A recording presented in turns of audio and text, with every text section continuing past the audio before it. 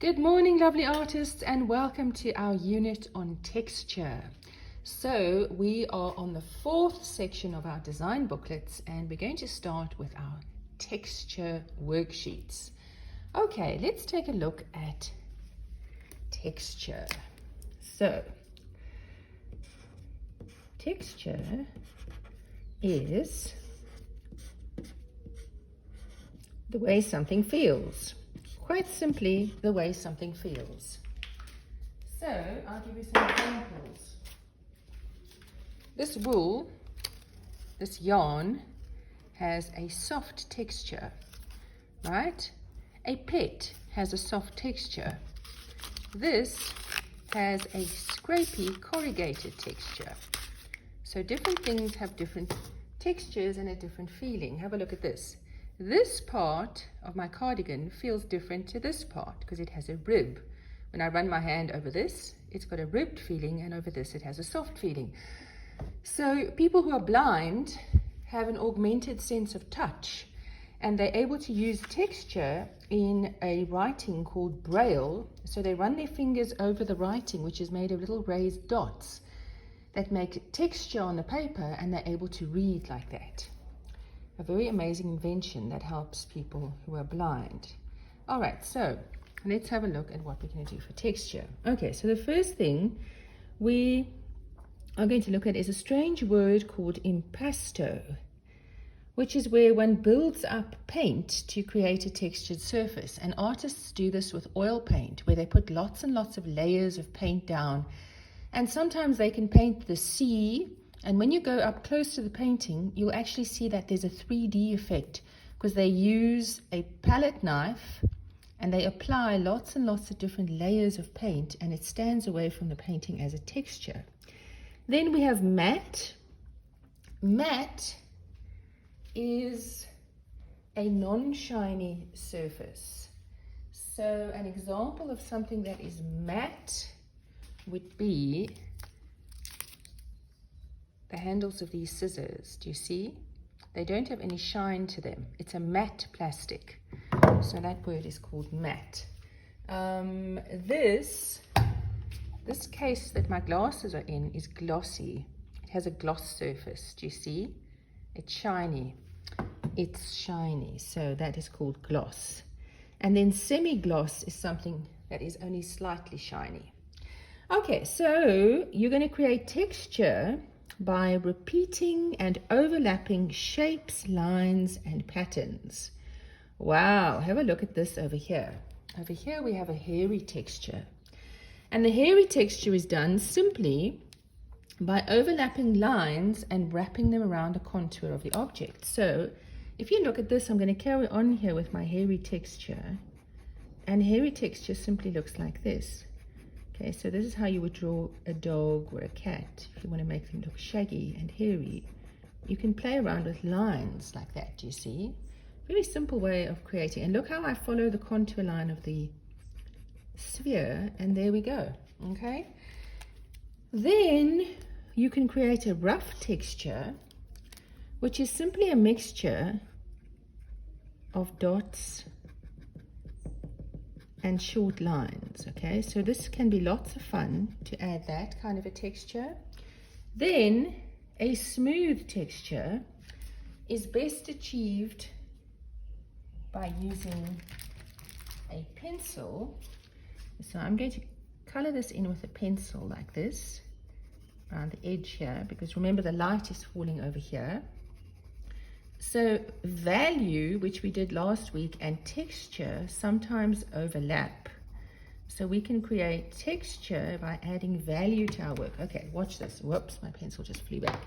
And I'm going to use shading. Look at this, how I use my finger to shade this. Okay, so I'm using value, and I've just created a texture on that side over there. Then a soft texture we're going to create by using curved lines and even shading. So I could create a soft texture like this. I could even shade it in with a color to make this ball of wool look soft.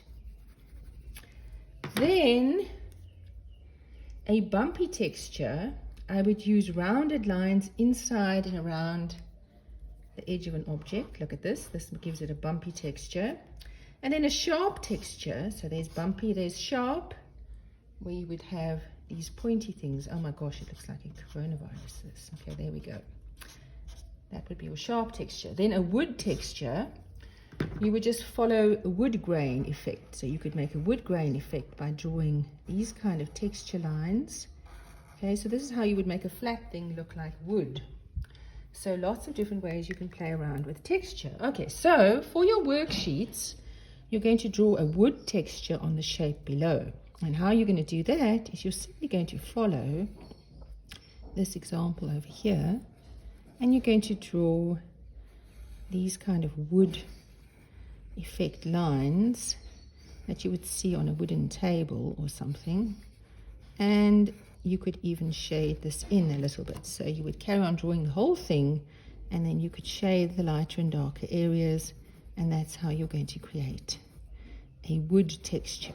So you're going to have a nice play around, and you're going to create a wood texture on this. Now remember, the light falls here, and this part is going to be darker. So you want to make this slightly darker at the bottom over here. The next thing in your worksheet tells you to draw shapes, lines, and objects that reflect soft, smooth, and hairy textures. So I'm going to do soft. My example of soft, it says here, use even shading and curved lines.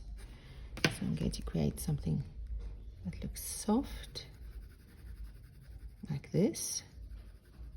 Soft like a piece of fabric or a ball of wool.